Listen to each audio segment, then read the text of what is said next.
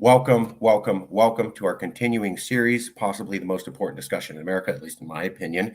Political division in America, where is it? Where is it going? You could be for it, you could be against it, you could be on the left, you could be on the right, you could be tall, you could be short, we don't matter.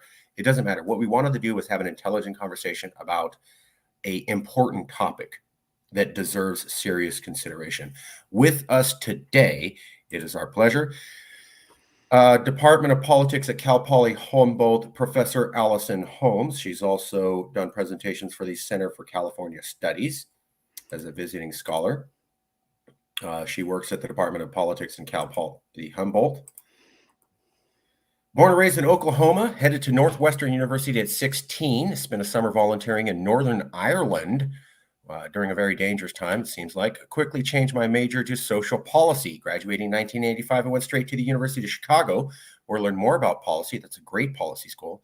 Helped found a campus community volunteer program and spent every spare moment in the UK. 1987, I moved to London and got a job with the Liberal Democrats, a third party in British politics, doing research and writing briefs and speeches on Northern Ireland. I quickly moved into campaign and became the general election coordinator for the party's 1992 campaign. I stayed until the 97 election, became the national campaign manager, 10 years and a doubling of Lib Dem representation in Parliament later. I left to join the BBC as the deputy head of corporate communication strategy and helped launch the BBC News 24 and BBC Online. 3 years later, I was headhunted by a public relations firm to advise clients on corporate social responsibility. Managing director of the London office of the largest UK-US business membership organization. Between elections is my favorite part. I enrolled at the London School of Economics, first for a diploma in world politics and then a PhD part-time. I was awarded a doctorate in international relations in 2005. Many other accolades there.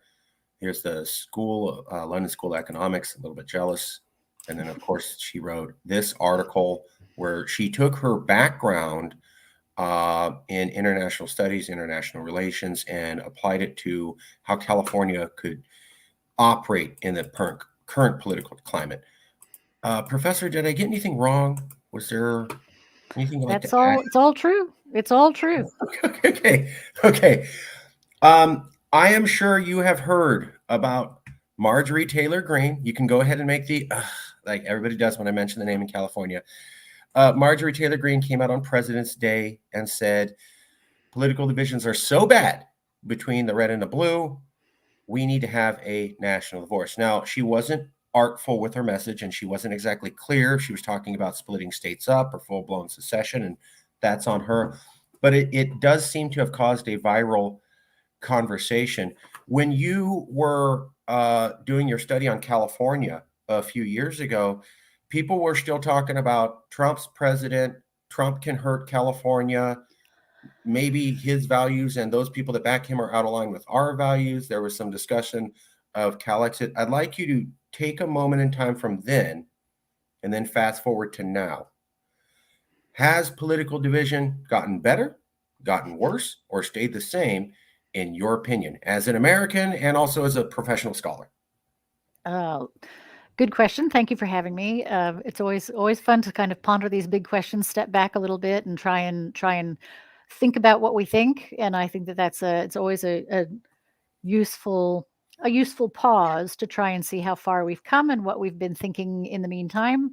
But I'm not sure that it's a need to fast forward, because I think it's all part of a longer trajectory. And I think that there's been a lot of interesting conversation even since we first started talking about, and I'll go back even further than just the Trump presidency. I think that and of course I will say this, wouldn't I, because I do international relations, which is looking at much larger patterns and higher patterns sometimes. And I would say that when we first started talking about globalization in earnest, there was one of the big debates at the time was whether or not globalization means homogenization or Americanization, or if it means fragmentation. If we are getting bigger units that will be either regional or even global, or will we fragment into almost back to city states? So the idea of trying to, the way that the nation state has evolved is first from nations and then these combined nation states. And there is no country in the world that does not have within it lots of other units or older units that came together because it was in those times and places and spaces, those political entities felt the need for their own either military or economic prosperity, that the bigger unit was a safer place to be. And that's certainly the history of the United States, in the face of empires who were trying to vie for the economic resources and possibilities that what they considered to be virgin territory what might bring them. And so that whole storyline of becoming the United States, for international relations scholars, always makes it kind of humorous because, of course, in IR, a state is an entire country, whereas every American thinks, oh, well, that's just like Oklahoma or California or Texas. It's like, well, no, actually, that's the word we usually use for an entire country. And our country does often behave as if each state is a separate country, certainly in terms of personality or culture. And I think that what we've really seen is not just in the United States, but all over the world, the idea that the nation state as a can into which we have dumped all of these other entities and identities are cracking, are beginning to fracture. And so I guess I see it as not so much a Trump thing or an American thing, but I'm interested in how big ideas evolve and change and travel around the world, and they take different amounts of time in different places, but they often, like the Age of Revolution, right? The French Revolution wasn't just happening in France. It wasn't just going on in France. It was happening something like it in the United Kingdom, something like it was happening obviously here in the United States. So this idea of what the individual's role is in a political entity was fundamentally shifting down to the idea that we didn't want a monarchy. We wanted people to have the ability to vote for its own governance structures, and that literally traveled around the world. And I guess what I'm interested in as a scholar myself is, having watched globalization fights about the creation of the European Union and the creation of ASEAN, or the Organization of American States, all of those regional blocks. Everybody thought that they were going to follow the EU, right? Lots of places around the world were looking at the European Union as a way of looking at pooled sovereignty and wanting to become more powerful economic blocks. And now they're cracking up. So I guess I feel like it's not it might be a particular flavor. The American flavor is its own thing, but I don't think that it's an American phenomenon. And I think that it's an interesting question, how nation states, can they break up peacefully? Can we have a healthy, friendly divorce, or whatever happens in the world? So the UK has left the European Union, didn't work out so well. It's still a long struggle. It's going to be very complicated and very messy, and we're not good at breaking up nicely. So therefore, I guess the hope is that perhaps we can ride out the bumpy patch in the hope that we can actually create another way of operating as an entity that would not require a divorce, right? It's if we're going to use the analogy of a couple, then we would like to think that we won't come to divorce. We'll have some therapy, we'll talk it out. But also, I think that the networks in the United States are so integrated, it becomes a particular problem. I don't understand. Well, I don't understand a lot of things about Marjorie Taylor Greene, but the one thing I don't understand in this context is how do you define red and blue? Is it the county? Is it the town? Is it the governor? Is it the senators? I think our personalities are kind of schizophrenic in one way or another, and I think that's one of the things that's this. What I've been researching most recently is from that work in California is what I would call subnational diplomacy, and we talk about Los Angeles. The State Department has just created an entire department to look specifically at the subnational level of how cities and counties and states operate on the global scene. And the State Department wants a piece of that action, because clearly a lot of these entities are acting up. They're acting out on the global stage in a way that has become accessible to them as a result of globalization. And so how do they coordinate that work? How do they all bring their own innovative styles to that space? And we haven't worked out how to coordinate that yet. So right now it's all very messy. And I don't know exactly how we're going to deal with the messiness, because I do think that's a challenge. But I'm hopeful that we can actually get through the messy and actually find a way that it's more, in political terms, we would call subsidiarity, right? If you let the lowest level of responsibility take responsibility. You try not to over centralize and you try not to fragment, but you find the right level for what the issue is. And anybody from Los Angeles, for example, or Mumbai or London will tell you is that cities have a huge responsibility for a lot of direct services. And therefore, Right. that puts them right on the front line for a lot of those issues that are really like climate change, you think is a global issue, but what it's doing to the Port of Los Angeles and the citizens of LA is incredible in terms of, rising tides or pollution from the huge cargo ships, et cetera. They're right on that front line. And so how do they deliver those services as a city, even though that's within a state, within a country, et cetera? Let me ask a few questions if I Yeah, may. no, please do. So I think what you're saying is that yes, we're recognizing polarization here in America, but there is a larger trend of polarization and a pushback on democracy and well-functioning democracies across the world. I mean, we've seen this in Hungary and many other countries. And when Trump was coming about and people going, "Oh, look, it's an America phenomenon," they're going, "Look at Brexit. Look at Hungary. Look at Poland. Look at the Philippines. Look at Turkey." There seems to be this kind of backsliding, and that's fair. And there is a book out that talks about how there's a lack of democracy across many Western countries in the last couple of years, and America's right up there. But just to get to the bottom of it, you were in Northern Ireland. You have traveled around the world. You've done some ambassador like work. How bad are things in America in comparison to societies that are in a lot more turmoil, like Northern Ireland, other places that we would say, wow, that's a bad spot. Obviously, things have not improved from 2019 to now. As I've talked to many professors, they're going, hey, I was noticing political division 2019, 2020.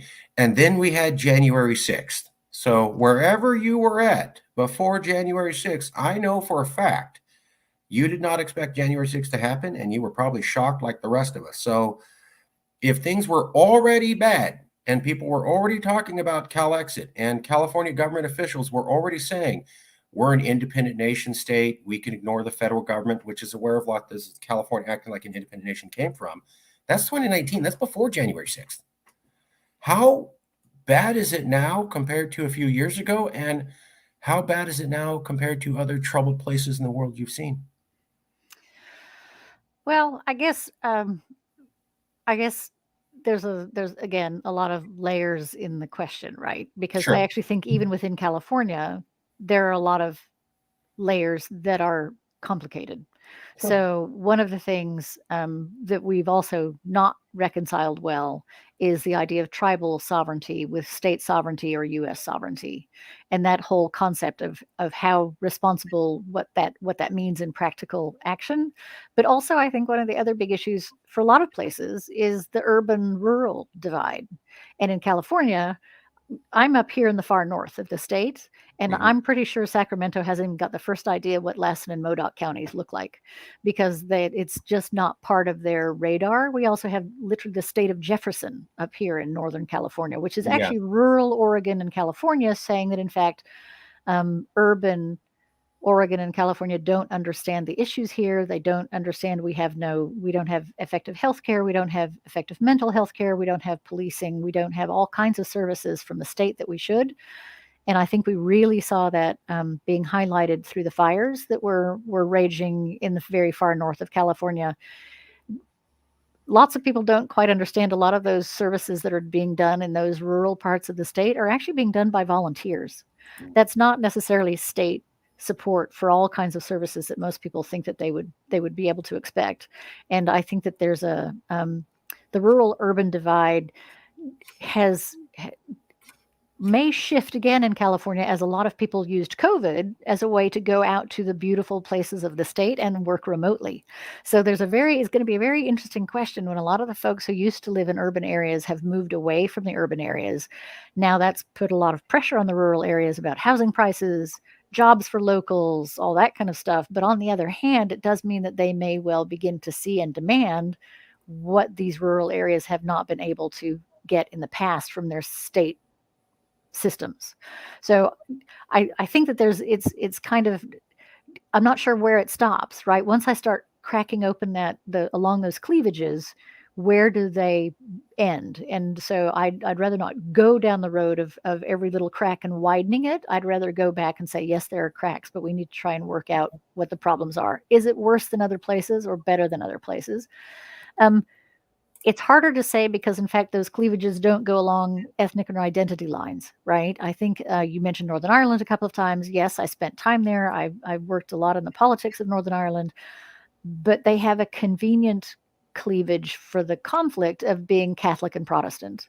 And I don't think that you can find a way that the red and blue are nearly as doubling down on identities that you might find in other places. So the former Yugoslavia, or even in places like Ukraine, I think that it's, or Spain. I think you find an older historical wound, and you can grind it and put salt in it and widen it. But if it's such a mishmash, and I think that that's, the melting pot of the United States, for better or worse, is may make that a lot harder to find the cleavage. And Sure. I think that that's why the red and blue, as I said, the states, the counties, the towns, the state. I'm not sure how you decide who's red and who's blue. If I really start to try Yeah. and dig hard into that, I think I'm going to find a problem defining who's red and who's blue, because we're kind of a delightful mishmash. I hope it's a delightful mishmash. I find it a delightful mishmash, but nobody's tried to divide me one way or the other, I think. Well, let's take a look at some of those questions in depth, and then we'll get to the rabbi's questions here. But let me show you this real quick. So this is a map that I've shown some people, and yes, Marjorie Taylor Greene was not very specific on how she'd do it. But if you look at Georgia, Texas, and Illinois, 90% of Georgia's red. It's purple only because of the Atlanta metro region. If you look at Texas, about 90% of Texas is red. Yeah, there's a few blue cities, but they're overwhelmed. It's purple because of the urban triangle from Houston to Dallas down to San Antonio, which represents no more than 1/5 of the landmass. If you look at Illinois, they say, oh, it's purple. No, it's not. Chicago is blue, and then 90% of Illinois is red.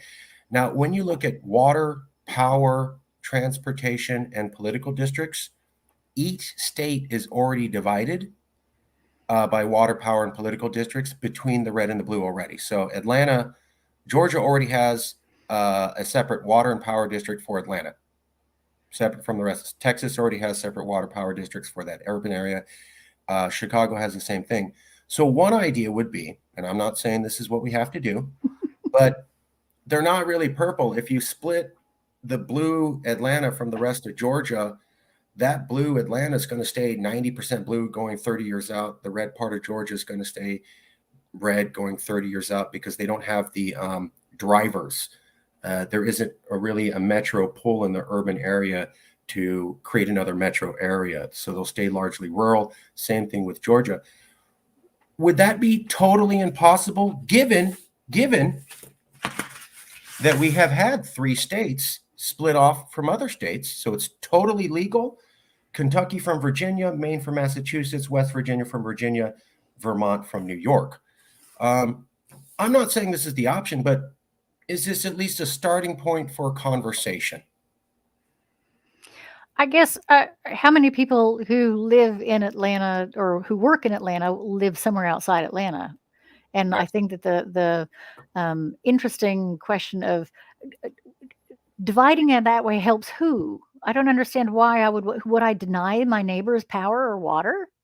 What am I trying to assert my sovereignty over? I guess I'm trying to work out what the in terms of the benefit of me somehow, and I'm intrigued by this idea that somehow the federal government spending would go down, when I think I would probably increase bureaucracy hideously to try and work out how we would negotiate through some of these things about power and water and freeways and who has permission to dig up what and all the other kinds of things that just, I'm next door to you, and I'm not quite sure what it benefits me to say we're now going to have 3 more layers of of government bureaucracy between me and my next door neighbor. So there wouldn't be additional bureaucracy, and you would not be cutting off water power. So Atlanta has its own water power district, and then the rest of Georgia does. So nobody loses anything. I'm just saying that we already have. No, I just that's a cleaner state than some. So I'm just trying to. Yeah, It draws out the problem of what does it benefit me to be able to say I'm somehow separate from my neighbor, and I don't quite know, especially when we are cheek by jowl, how we think that it's of use to us to be able to declare some kind of sovereign power over the resources that I've got, because otherwise what is the sovereignty for? And I think that's why my point about tribes is I think an important one, just because there's an understanding of what inherent sovereignty is, but it does not necessarily align with what international relations or politics people think about sovereignty. And that's precisely the reason of who have to who has to what am I trying to assert? What powers do I sure, have that I could actually use in the world? I can assert a lot of things about myself, but sure. if no one else recognizes them or understands them, then I'm not quite sure what benefit it does to me or anyone else to say I'm Superman. It's like, I can answer that. I can answer. So the point is not to control anybody. I'm just pointing out that every state already subdivides all of its infrastructure into different regions, and that typically those overlap with this rural-urban divide. Just as a pattern. I worked in government for 20 years, studied infrastructure. That's all I'm pointing out. oh yeah, The point would be that Marjorie Taylor Greene is saying, and this is why I asked, is political division real? She's saying political division between red and blue is so bad we just can't live with each other in states. So it'd be better to have and more peaceful if we said, okay, you blue guys go over here and rest guys separate states, and then we have more power devolved to the states so that we wouldn't be at each other's throats. That would I'm not saying you have to agree, but that was her goal. That was the goal of this idea. and I understand that as the sort of the goal, but the problem is I just don't know in a practical sense. And if you, having spent time in government, the idea of those districts also don't necessarily align with counties. So some cities align exactly with a county, some don't. So the idea, and actually I was interviewing some folks from the county association in Washington, D.C., and basically they said they were so excited I went to go and talk to them because they said most people don't understand that you might pick up the phone and report a crime, but what happens to that person is all down to the county, the where they're going to take that person, the hospital, the emergency room, the jail. All of these things are county, not necessarily the city. So there's a whole interwoven network, and I'm not quite sure I want to be the person who tries to untangle that ball of yarn to work out who exactly then is running what in so many places. There might be places where it's much cleaner and easier, and other places where I'm not quite convinced it would be. Oh, certainly. Certainly. There's places like Ohio where it's definitely a mixed pattern. It's checkerboard blue and red, and you couldn't do that. I'm just saying that in certain states, they already have their infrastructure split up into different regions for being able to manage it. We could already use those lines, and those divisions do match the counties. Now, that doesn't exactly work for every place. I'm just saying there's maybe a starting point for a conversation here. Not that this is the answer, but maybe there's something to look at. But I think that peace is an idea that starts in the minds of people, and I think that division also starts in the minds of people. And I think the more we talk about division, the more division we will have, and the more we say, well, how do we work together, the more working together we will have. So I'm not about trying to make it about division. I'm trying to make it about how do you make sure you hear the voices of people who don't feel heard. How do you make a responsible, transparent democracy that people feel actually represents them in some meaningful way? And I'd rather talk about how we treat each other with respect and understanding, rather than trying to keep talking about why we should get divorced and why I don't like you. The more I think of reasons I don't like you, I bet I can come up with a whole bunch. I'm Fair. give me half a mo and I can come up with another five. But it's not the Fair. right way to approach. I'd rather be talking about, like, let's think of 10 ways we could actually make those counties and those districts and those towns and those places work better together and represent. I'll come back to Northern California. What can we do about rural education? What can we do about rural mental health? What can we do about I spent a year during COVID working for AmeriCorps, the California Office of California Volunteers for AmeriCorps, in food banks. And I can tell you now that there's a lot of broken systems underneath that COVID revealed in terms of how we help the poorest people in the state get food into food banks. And I, I was having a hard time convincing people of what those broken lines were and why people out there feel unheard and unhelped and alone. Uh, Good points. So what can we do to bring everybody together? I'll go ahead and say that polarization is very bad. There's a chart up on the screen showing how uh, the people who identify themselves as hardcore Republicans and hardcore liberals has more than doubled from 1974 to 2016. So that's a hard fact. We have 2 times as many people who want nothing to do with the other side and won't talk to them. And for the Democrats, it's 59%. For Republicans, it's 78%. So that's majorities of both who are now hardened and don't want anything to do with the other side. How do we, and given that this trend goes back to 74 and certainly got exacerbated in the 90s, I've seen a lot of people go, oh, it's social media, it's Russia. Okay, well, then how did this start in the 90s? Social media wasn't a big factor till 2005, 2010. This goes back way before that. How do we stop this trend that's decades old and get everybody to come back together when it's not necessarily a lack of social media that's doing it? I wish I knew. My students ask me this all the time. How do you try and make change in the world? How do you try to affect positive change in a world in which it's so hard to feel as if you're on the same page with other people? I agree.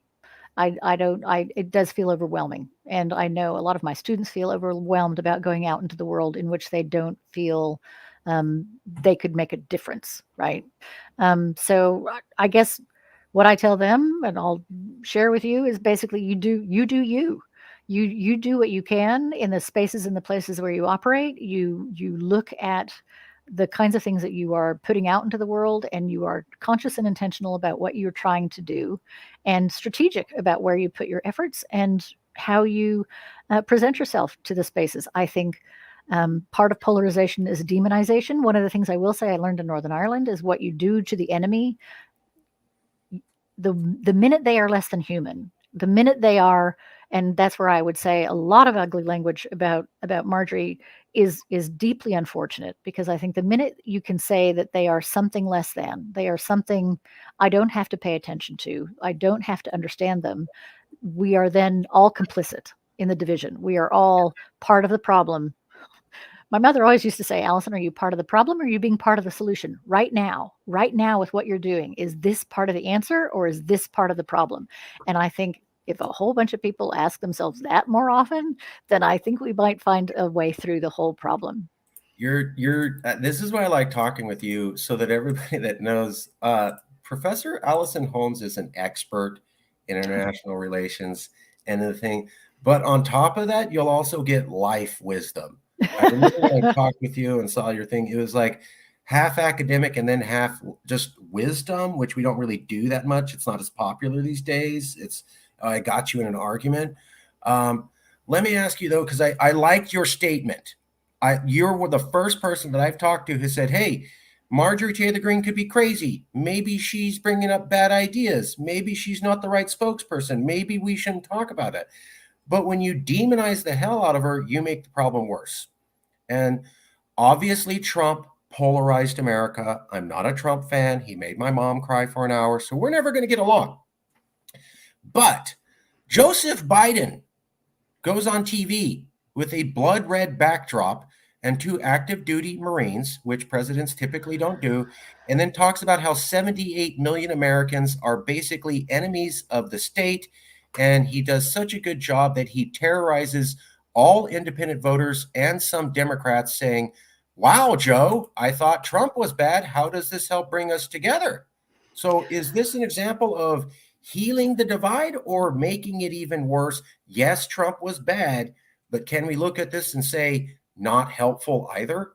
Well, I obviously, and I think that part of politics is symbolism. Part of politics is not looking weak. Part of politics is you have to be in a position to look like you're fighting back. And I'm sure that a lot of people advised him. wrongly or rightly, that basically he was looking weak and on the defense. And that's, I think, how we try and justify things that may or may not have been a very clever move. But I wouldn't disagree, and that's part of why politics I find toxic and difficult to deal with, because, as I say, not enough people asking themselves, is this really going to solve this? But you have a problem of when the person you're trying to deal with just won't give up, right? You don't know where to look if the person just refuses to take anything that you've said in any kind of good faith. And I think that that's always the biggest challenge in that kind of situation. Thank you. I understand you have to go. One last question. We're going to go to the Rabbi Stephen Axelman. As a fellow American, all fellow Americans, he's in New York, you're in Northern California, I'm in Central California. Rabbi, what question do you have for the professor about political division, how bad it is, how we can heal it, or something related? First of all, I'm honored to talk to you. I haven't listened to someone so intelligent in a while, and I have to get my brain moving. I have so many questions, so many comments. I guess I'll attack it from my hat as an LCSW, as a clinician, as a mediator. And I listened to lots and lots of webinars and seminars about how do you know that this marriage is over? And a lot of people in this country who feel we're not getting along use the abused spouse metaphor. And that was the first paper I ever wrote in social work school, was the 14 reasons why abused spouses don't leave. And they all get tied up in this. We're too intertwined. You won't be able to pay the bills without me. And no one's going to hire you. And you're going to die of starvation. And those are very much the answers of, we can't split up because you can't make it without us. So I guess my clinical hat says, how do you know when it's over? And are all marriages salvageable? The problem with any kind of an analogy is there will always be the case that makes what you say absolutely painful and not possible. And so I want to veer a little bit away from the abused spouse, because I'm not sure that states are personifying an entity like a very complex state is not the same as this person and this person can or cannot get along. And I think there are absolutely situations in which, as you say, abused spouses feel, or the abuser feels, that they are able to try and make sure that I will keep you locked with me for the whatever danger this is that it presents to you. And I think that is a very horrible situation to be in.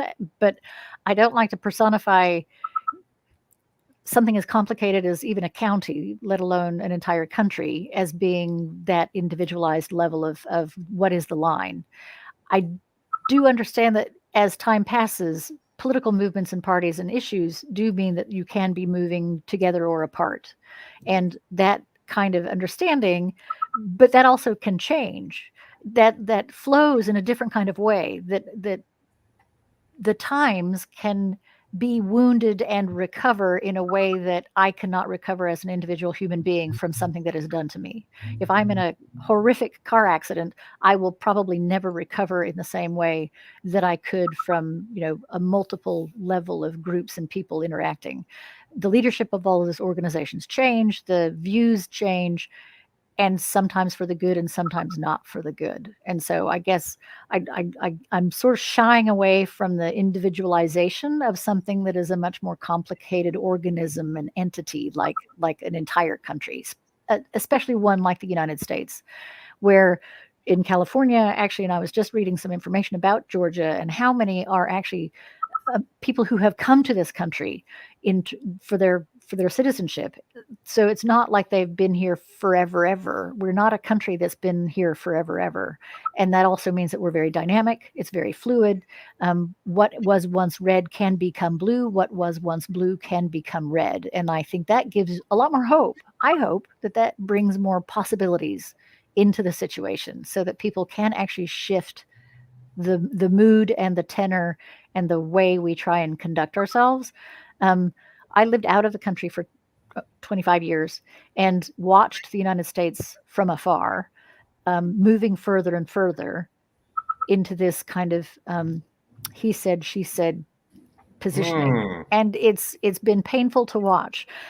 But by the same token, I was back in the UK for the Brexit election, and I kept warning my friends who were saying, "Oh, no, it's all going to be fine. It'll be great." I'm like, no, you don't understand. You're in the bubble, and you're not hearing all of the people who feel disenfranchised or disenchanted or unhappy, and they have every reason to be disenfranchised and unhappy, and you're not hearing them. If you don't hear them and see them, then they will bite you. Like, this is what happened in the Brexit election. And it's what then, I mean, the whole Brexit Trump election, as you say, there was kind of this whole parallel, and I actually predicted Trump would win, and I predicted Brexit would happen, because I kept saying, you don't see the people that I see out in the places where no one is paying attention.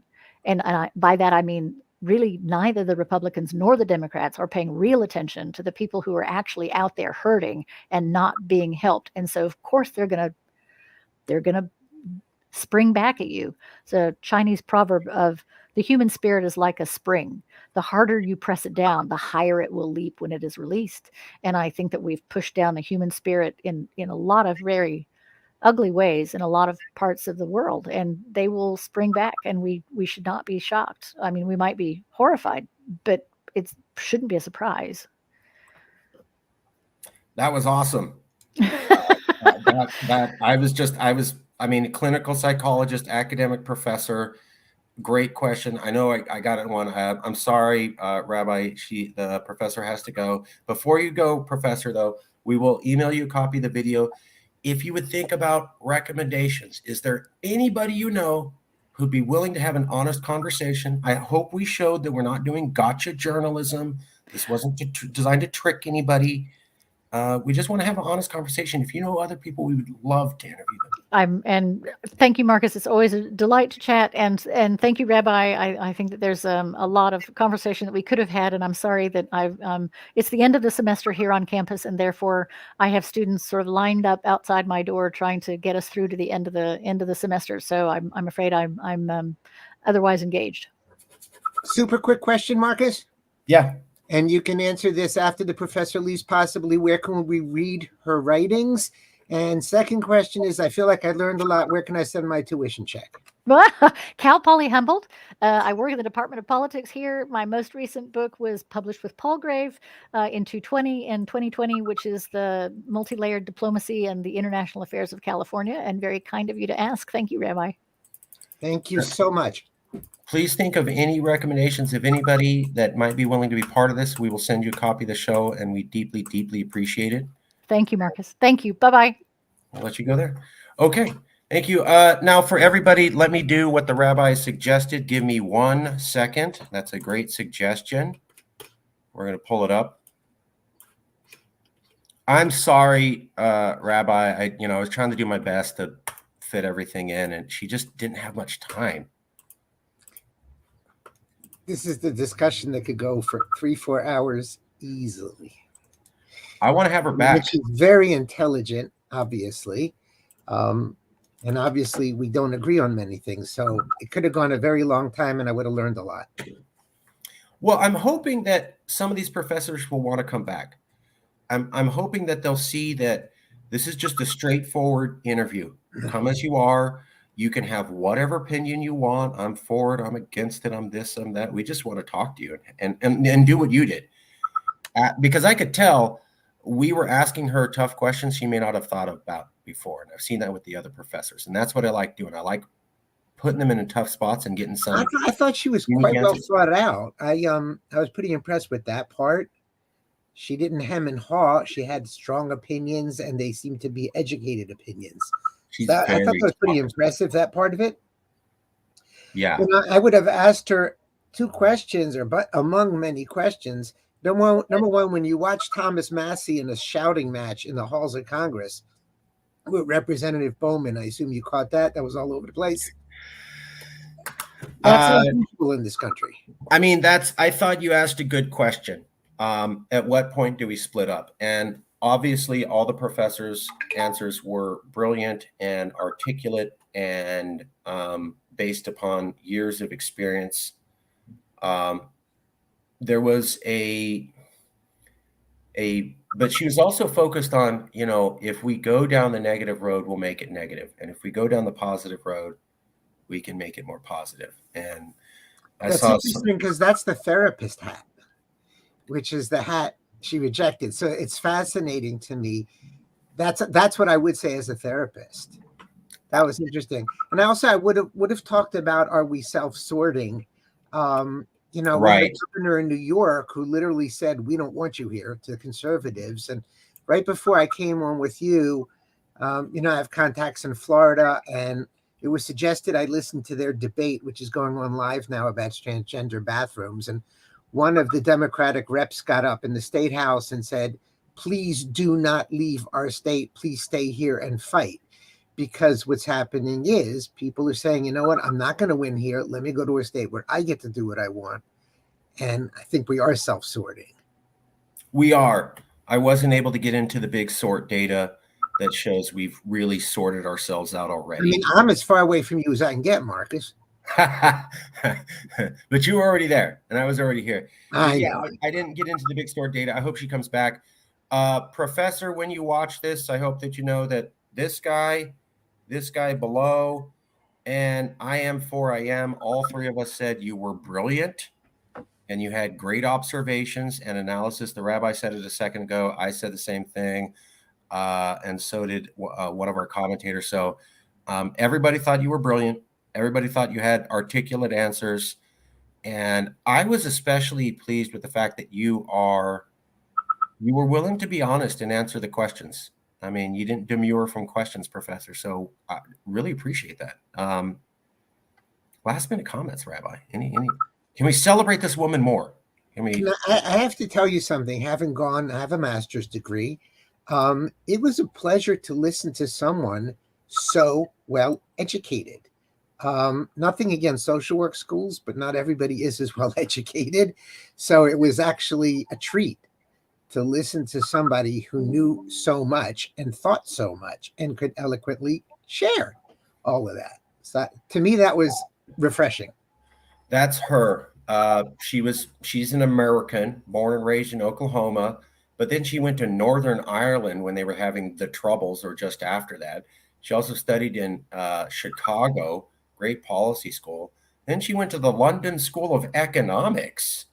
And then she also helped the Liberal Democrats win an election in England. And then she got her first diploma in world politics and a PhD. So she's been to London. She's been to Ireland. She's helped British campaigns. She's from America. She's got her PhD in international relations from the London School of Economics. I mean, that's where like the people who advise James Bond in those movies go to school. So super well educated, super well traveled. Just a privilege to have her here. And that's what you're saying, I think, is why these conversations are important. My challenge to you, Marcus, is to get her on a show together with Nigel Farage. Oh, woo! That would be entertainment. That would be in it, because she could take Nigel all the way to the cleaners. She has her facts. She has the background. I think it'll be fascinating. I mean, I'm always fascinated from people who disagree. Can they have these good conversations? And it's interesting because if I heard her correctly, the professor, she said she was not happy with some of the ways that MTG is referred to. And I think I heard her correctly when she said, yes. Can we have a conversation without calling each other names and cursing each other out, etc.? Because that's what's lacking. And if she wants to be optimistic about the country not divorcing, that's the only hope. And it's not something I'm seeing happening, but that would be the only hope. I totally agree. And that's the other half of these interviews. So what you did with the professor, high level questions, making professors think in different ways and getting the answers. Yes. But the other half is that looking at the reactions of these professors in aggregate over all of them, we also start to come to patterns. The fact is that out of 20 professors, she is the only one to say that. Interesting. So that's a small survey size, but I think that also says something. Out of 20 people, she's the only one to go, I don't like her either, but when you call her these names, you are helping the division that you say you don't like that Marjorie's causing. First person I've heard to say that. Everybody else was like, Marjorie's trash. It's okay to call her trash. So that must be my calming influence. I, I whatever it is, maybe we'll see more people.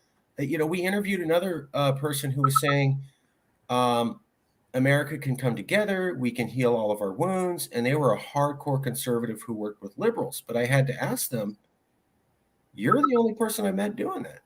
So you're saying we can come back together, but you are literally the only person out of 20 people I've interviewed who is a hardcore conservative who is actually having those conversations with liberals. So there's also the answer they give, and then there's the how does that fit with the selection of answers across all the interviews? And we're getting a different picture of where this conversation is in the mind of Americans. And it's fascinating. I don't think anybody else is doing this. We talked to Professor Valier of Bowling Green State University yesterday, and he is very well versed on polarization studies and polarization labs and the professors looking at it.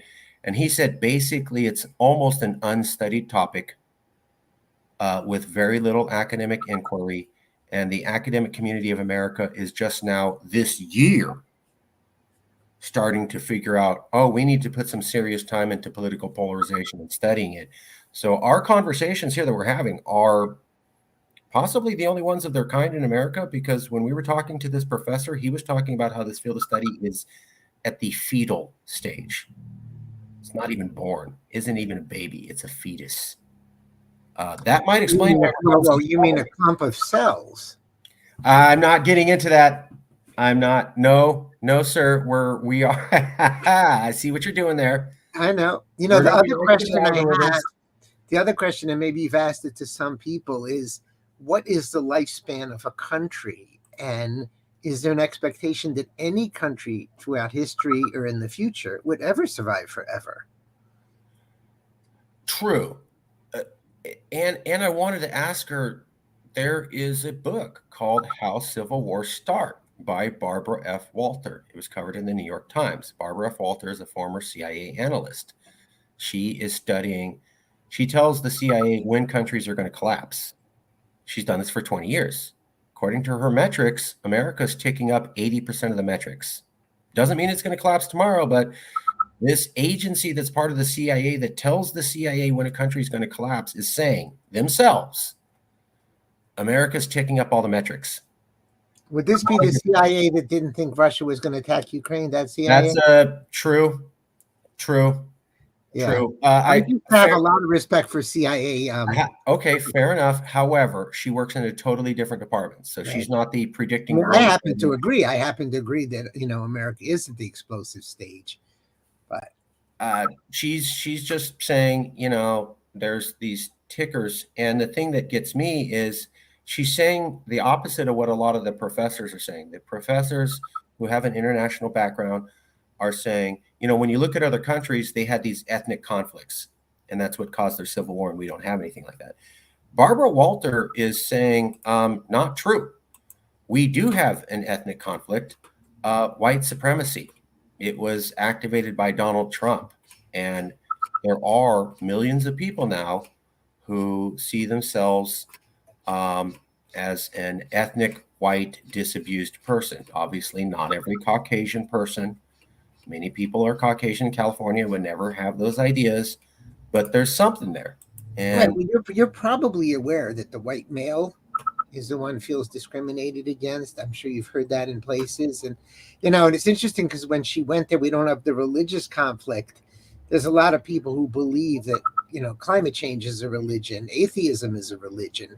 And I personally, being a clergy person, do not know the definition of a religion. I'll say that up front. You don't have to believe in God to be religious. It's a very strong belief system that encompasses a whole bunch of things, maybe. So I think we do have a religious conflict. It's just not church versus church. And that's what she said. She said there is this convergence of some sort of Christian identity. Could be Catholic, could be Protestant, whatever, maybe even Jewish, just sort of Judeo-Christian sort of concept. Oh, is that offensive? Oh, guess we lost the rabbi.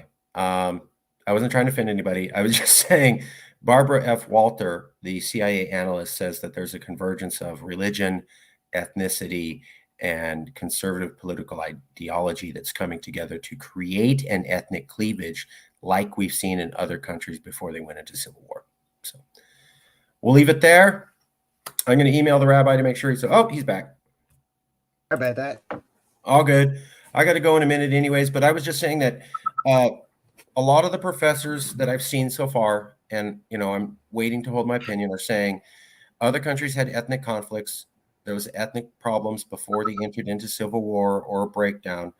Barbara F. Walter saying we're doing that because Donald Trump activated rural, conservative, Christian, white people to start seeing a common identity in that.